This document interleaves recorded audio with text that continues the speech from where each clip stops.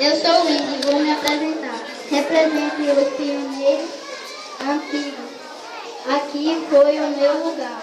Foi através da minha ocupação que meu espaço em Campinas na história vou mostrar. Quem é você, mocinha? Sou a catadora de algodão, favorecer a economia.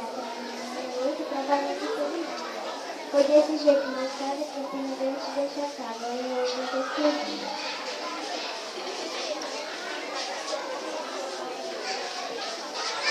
E você?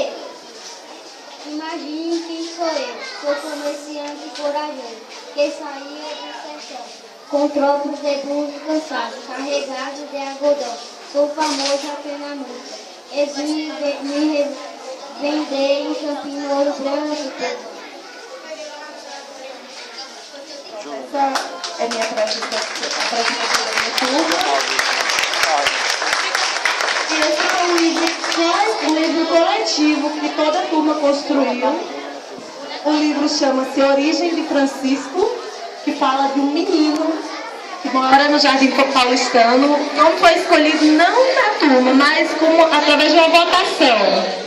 E ele ficou curioso, porque ele não sabia o significado. Ele foi uma parte da criança com a mãe, e quando voltou, e quando ia caminhando, ele viu aquelas estátuas e ficou curioso em relação, porque tinha um significado. Aí ele foi procurar, ele pediu ajuda, né, teve a ajuda da escola e dos livros, para